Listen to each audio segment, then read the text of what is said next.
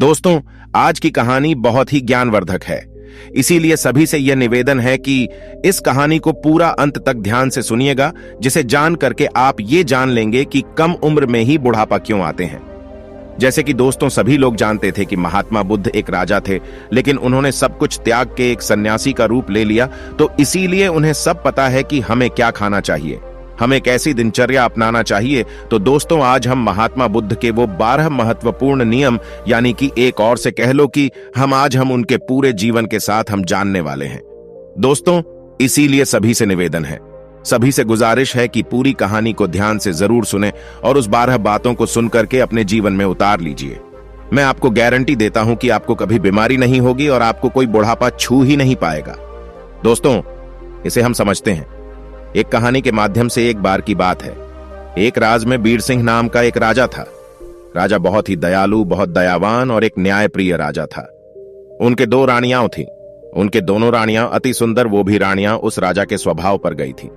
वह रानियां भी बहुत ही धार्मिक प्रवृत्ति की थी। तो राजा इतने न्यायप्रिय राजा थे कि उनकी प्रजा कभी दुख के सामना ही नहीं करते थे, क्योंकि राजा ने अपने मंत्रिमंडल में 9 ऐसे मंत्रियों का गठन किया था कि जिनके जिम्मे में हर एक डिपार्टमेंट बांटा गया था।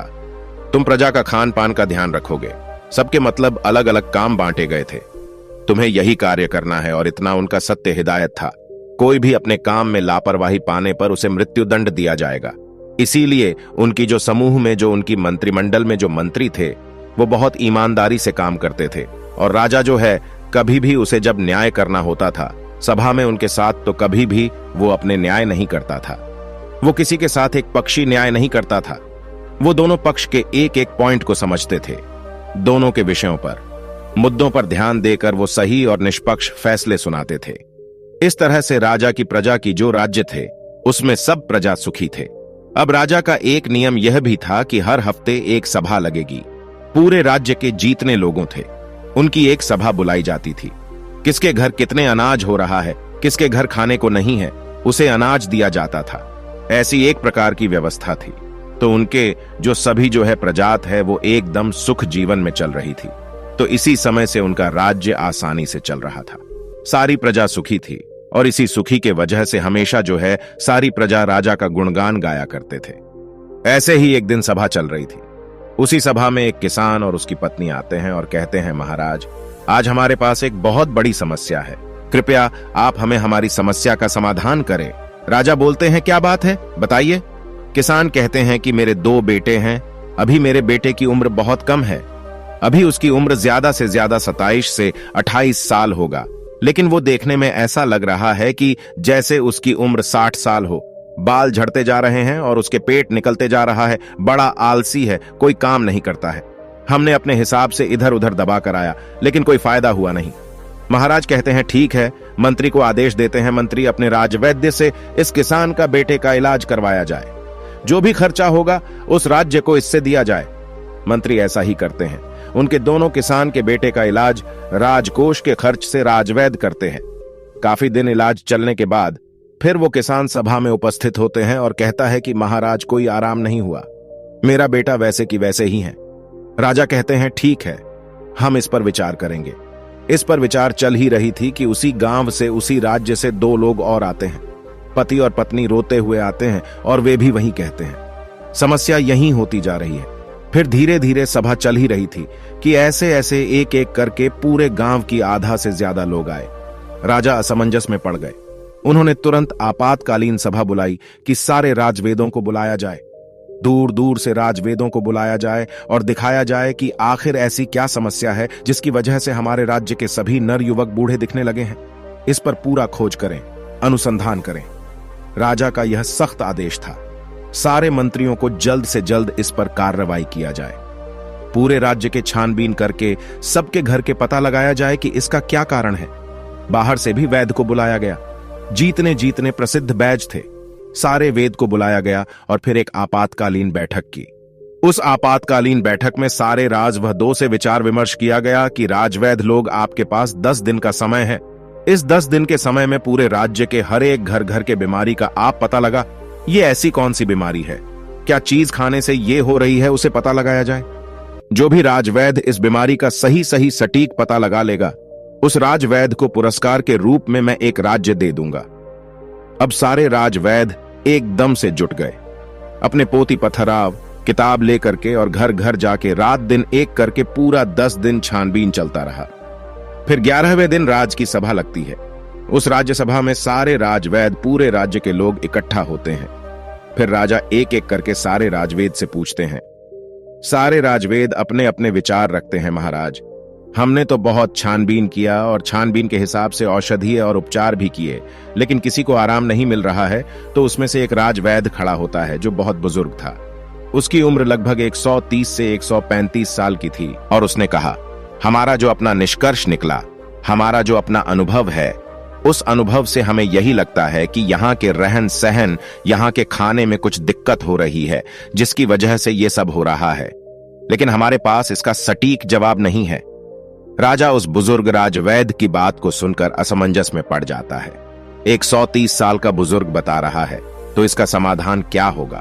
कुछ देर बाद वह राजा कहता है, राजवैद्य, आप अब वो इसका समाधान आप ही बताएंगे, क्योंकि हम आज 1 महीने से इसके कारण हम खुद बहुत ज्यादा चिंतित हैं। हमारी प्रजा परेशान होती जा रही है और हम भी देख रहे हैं। हम भी इसी सोच में परेशान होते जा रहे हैं। मेरे भी बाल झड़ने शुरू हो गए हैं। हमारे परिवार में महारानी, राजकुमार, राजकुमारी या जो भी है, सब लोग अपनी प्रजा से परेशान हैं। आखिर समाधान तो बताइए। फिर वह राजवैद्य हाथ जोड़कर खड़े होते हैं और राजा से कहते हैं, राजा, हमें क्षमा करिए, लेकिन हमारे पास एक उपाय जरूर है। इस समस्या का सारा समाधान एक ही आदमी के पास है। अगर उस आदमी को ढूंढ कर लाया जाए तो आपकी राज्य के सारे समस्याएं खत्म हो जाएगी, सारी बीमारियां खत्म हो जाएगी। उनके अलावा इसका समाधान किसी के पास नहीं है। महाराज कहते हैं, हर आज वे जल्दी बताइए, इस शुभ काम में देरी मत करिए। मुझे जल्दी उस महापुरुष, उस ज्ञानी का नाम बताइए। हम उन्हें अपने राज्य में आमंत्रित करेंगे। वह राजवेद कहता है, क्षमा करें महाराज, हमें उनका पता नहीं है कि वो कहां रहते हैं, लेकिन उनका किसी राज्य में उपदेश चल ही रहा होगा। कृपया आप अपने सैनिकों को सारे राज्य में भेज करके पता लगाइए कि महात्मा बुद्ध किस राज्य में है, कहां पर वो उपदेश दे रहे हैं। केवल उन्हीं के पास इस समस्या का समाधान है और दूसरा किसी के पास इसका समाधान नहीं है। राजा ये बात जैसे सुनते हैं राजवेद के मुंह से, अपने जो वो ना उनके मंत्री थे, जो सबसे काबिल मंत्री थे, उन्होंने उनको आदेश दिया कि जल्दी से जल्दी महात्मा बुद्ध का पता लगाया जाए और उन्हें आदर सम्मान के साथ अपने राज्य में लाया जाए। ये हमारा सख्त आदेश है। इसके लिए जीतने भी सेना चाहिए, जीतने भी गुप्तचर चाहिए, ले लीजिए और आप पता लगाइए इस समय महात्मा गौतम बुद्ध का उपदेश किस राज्य में चल रहा है। वह जरूर आएंगे, उनका हमारा संदेश भेजिए। अगर वह नहीं आते तो आप मुझे बताइएगा, मैं खुद उनके पास चला जाऊंगा। अपने समस्या का निवारण लेकर सारे मंत्री तुरंत चारों दिशा में फैल जाते हैं और काफी अथक प्रयास करने के बाद, काफी मेहनत करने के बाद महात्मा बुद्ध का काफी दूर राज्य में पता चलता है कि वहां उपदेश दे रहे हैं। मंत्री वहां जाता है और महात्मा बुद्ध को प्रणाम करता है और कहता है, भगवान, आपको हमारे राजा ने बुलाया है। हमारे राज्य में बहुत बड़ी बीमारी आ गया है, कृपया आप हमारे साथ चलने का कृपा करें। महात्मा बुद्ध इतने दयालु, हंसमुख, उनका तो बस एक ही उपदेश था कि हमारे पूरे भारतवर्ष स्वस्थ निरोग रहें, किसी के मन में छल कपट ना हो, कभी कोई दुखी ना हो, सभी लोग हंसते रहे। जैसे ही उन्होंने सुना, सैनिक के मुंह से उन्होंने कहा, क्यों नहीं तुरंत चलते हैं। और महात्मा बुद्ध उस मंत्री के साथ मंत्री के राज्य में आने के लिए तैयार होते हैं और उनके साथ जो उनके शिष्य थे वो भी आते हैं। महात्मा बुद्ध को राजा दरबार में स्वागत करता है, उन्हें प्रणाम करता है, उन्हें सादर आमंत्रित किया जाता है, बड़े स्वागत सम्मान किया जाता है। और फिर वह राजा महात्मा बुद्ध से कहते हैं, आप ये हमारे प्रजा अब देख रहे हैं, इतनी विशाल प्रजा है, बड़े ही हंसमुख प्रजाति, बड़े ही सुखी प्रजा थी, लेकिन आज इनके ऊपर बहुत भारी विपत्ति आ गई। जब इनके ऊपर विपत्ति आ गई है तो मान लो हमारे ऊपर भी विपत्ति आ गई है। ये प्रजा नहीं है, ये हमारे परिवार के सदस्य हैं। कृपया आप ही इन सब का समस्याओं का समाधान करें। महात्मा बुद्ध राजा की तो पहले ही प्रशंसा सुन चुके थे। राजा के सोच और विचार से महात्मा बुद्ध प्रभावित होकर महात्मा बुद्ध मुस्कुराते हैं और राजा से कहते हैं, क्यों नहीं, ये तो कुछ नहीं है, सब ठीक हो जाएगा। ये समस्या सब लोग अपने आप पाले हैं। ऐसी बातें सुनकर राजा मुस्कुराता है। इतनी बड़ी समस्या है और महात्मा बुद्ध कह रहे हैं कोई समस्या नहीं है, तो राजा कहते हैं, ठीक है, गुरुवर जैसे भी हों, आप हमारे प्रजा को ठीक कर दें। महात्मा बुद्ध के सामने एक चेला खड़ा था। महात्मा बुद्ध उस चेले की तरफ इशारा करता है तो चेला कहता है, ठीक है राजा, कल से मैं रोज सुबह 4 बजे आपके राज्य में हमको एक ऐसा खुला स्थान दे दीजिए जहां पे आपके राज्य के सारे लोग एकत्रित हो सके, जहां खुला वातावरण हो, जहां प्राकृतिक धूप आती हो, जहां प्रकृति की सारे हवाएं आती हो, सुनहरा माहौल हो। वहां पे कल से हमारा 4 बजे से शुरू हो जाएगा लोगों को उपचार देना। लेकिन उससे पहले आप अपने राज्य में एक आदेश लागू कर दीजिए। ये सब उस स्थान पे, आपकी पूरे राज्य पे, और आप खुद उस स्थान पर सभी लोग उपस्थित हों। सभी लोगों को वहां से कल से ही उपदेश देना शुरू हो जाएगा और यह उपदेश 12 दिन तक चलेगा। 12 दिन करके एक एक उपदेश दिया जाएगा और 12वें दिन आपकी जो पूरी प्रजा है वह प्रजा स्वस्थ हो जाएगी। राजा शिष्य की मुंह से यह बात सुनकर बड़े खुश होते हैं। सिर्फ 12 दिन में राजा कहते हैं, ठीक है, जो भी खर्चा आएगा वो सारे हमारे राज्य को इससे दिया जाएगा। फिर वह शिष्य कहता है, कोई खर्चा नहीं आएगा महाराजा, आप निश्चित रहिए। आप सिर्फ और सिर्फ अपने प्रजा में यह सख्त आदेश करवा दीजिए, जो 4 बजे यहां उठकर नहीं आएगा उसे दंड दिया जाएगा। राजा ने यह आदेश लागू कर दिया और कहा, कल सुबह सबको वहां आना है। राजा ने एक बहुत बढ़िया सा स्थान निर्धारित किया और कहा कि कल पूरी प्रजा उसी स्थान पर आएगी। हम भी आएंगे और वहां पर महात्मा बुद्ध की विचार को सुनेंगे और जैसे महात्मा बुद्ध कहेंगे हम उसके पालन करेंगे और हमारे सारे गुप्तचर सबके घरों पर निगरानी रखेंगे। जो भी उपदेश का पालन नहीं करेगा उसे सभा में दंडित किया जाएगा। ये सारी बातें घोषित करने के बाद पूरी प्रजा महाराजा को प्रणाम करती हैं और कहते हैं, नहीं महाराज, हम सभी लोग वहां पर उपस्थित होंगे। महात्मा बुद्ध को सभी लोग प्रणाम करके वहां से चले जाते हैं। उस दिन की सभा वहीं पर स्थगित होती है। फिर अगले दिन कल से महात्मा बुद्ध की प्रवचन शुरू होने वाला था। उसमें वो उपदेश देने वाले थे। कल पहला उपदेश था तो वहां पे सबको 4 बजे आना था। महात्मा बुद्ध वहां पे 4 बजे पहुंच जाते हैं और उस राज्य के सारे लोग 4 बजे पहुंच जाते हैं। फिर वहां पे महात्मा बुद्ध पहला उपदेश बताते हैं। वो पूरी राज्य को संबोधित करते हैं और अपने शिष्य को इशारा करते हैं कि लोगों को बताओ। उनका शिष्य खड़ा होता है अपने स्थान से और कहता है, कल से पूरे राज्य के लोग 4 बजे उठेंगे। सुबह 4 बजे जो होता है वो ब्रह्म मुहूर्त होता है। इसी 4 बजे सबको उठना है। सब उठने के बाद 2 से 3 गिलास गुनगुना पानी करना है और सबको बैठ के अलथी पलथी मार के जो गुनगुना पानी है वो मिट्टी के बर्तन में पीना है। मिट्टी के बर्तन से पानी शिप शिप करके पीना है। इसी को जो अनुसरण नहीं करेगा वो आराम नहीं होगा। महात्मा बुद्ध का पहला उपदेश था। इस पहला उपदेश को पालन करेगा और उसके बाद कल दूसरा उपदेश दिया जाएगा। कल ये उपदेश का सब पालन करके आएंगे। सभा वहीं समाप्त होती है। फिर अगले दिन सभी लोग समय से उपस्थित होकर वहां आ जाते हैं। सब लोगों से फिर महात्मा बुद्ध के शिष्य पूछता है, क्या हुआ, कितने लोग पालन किए? सब लोगों ने हाथ उठाया और सभी ने कहा कि हमने इसका पालन किया और आज हमें बहुत आराम मिला। हमारा पेट एकदम सही से साफ हुआ, शरीर एकदम हल्की फुल्की लग रही है, हम स्वस्थ लग रहे हैं। तो फिर महात्मा बुद्ध का शिष्य कहता है, अब दूसरा उपदेश जो करना है, सबको टहलने चलना है। यानी कि आज के जमाने में कहे तो सबको मॉर्निंग वॉक करना है। अपने अपने उम्र के हिसाब से सब कुछ चलना है। और चलना कितना है? 2 से 3 किलोमीटर, सबको 2 से 3 किलोमीटर चलना है। उसमें जो बच्चे हैं, नौजवान हैं, वो दौड़ेंगे और जो सामान्य लोग हैं, जो 40 से 22 की उम्र के हैं, वो तेज चलेंगे। और चाल जो होगी 1 सेकंड भी 1 कदम, और 1 ही मिनट में 60 कदम तेज चलना है। और जो दौड़ सके वो दौड़ेंगे।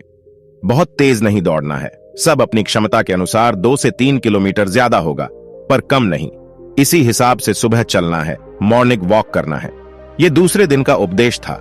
अगले दिन फिर से सभा शुरुआत होती है।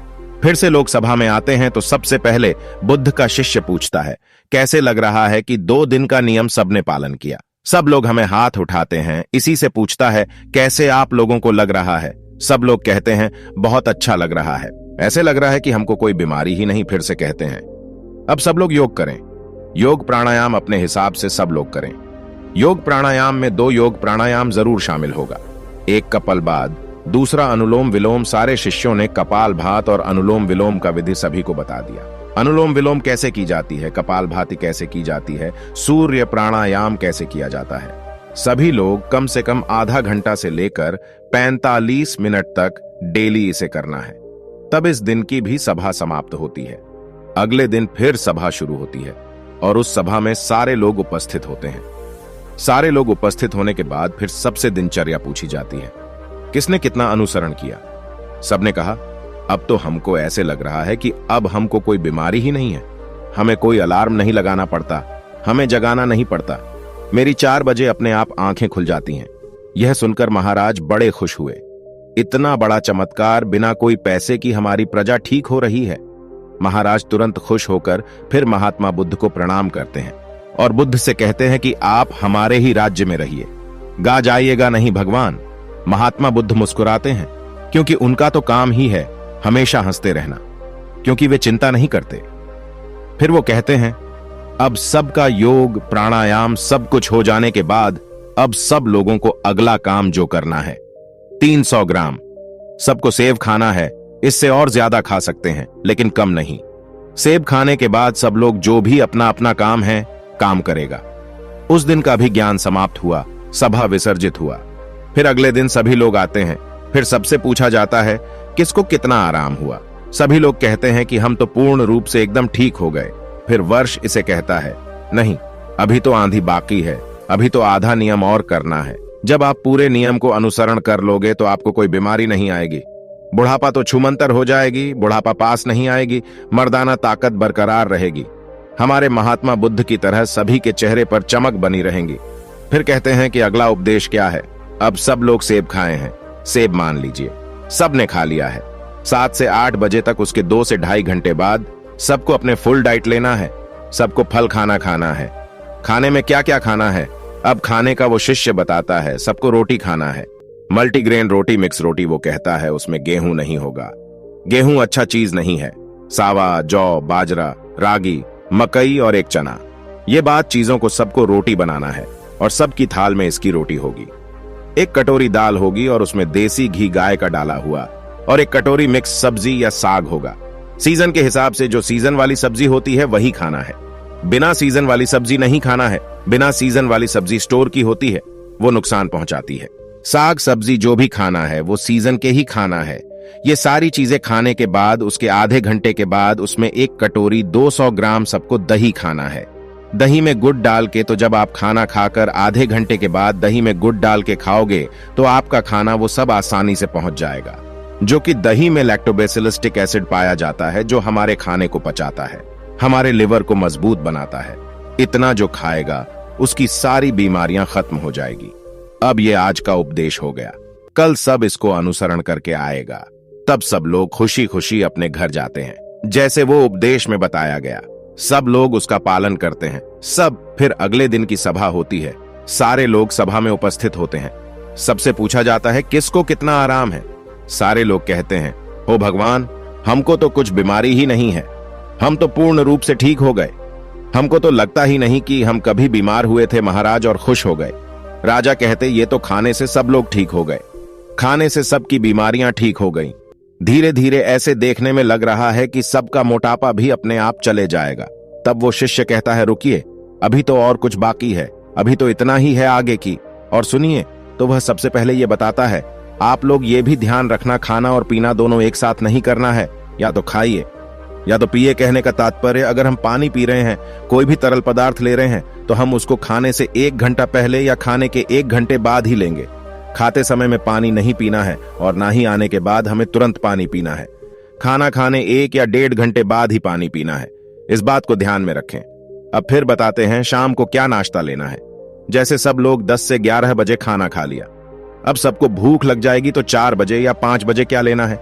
4 से 5 बजे सबको एक प्लेट सलाद लेना है, और सलाद तक के भजन के हिसाब से होगा। अगर किसी का 50 किलो वजन है तो उसका 5% यानी 250 ग्राम।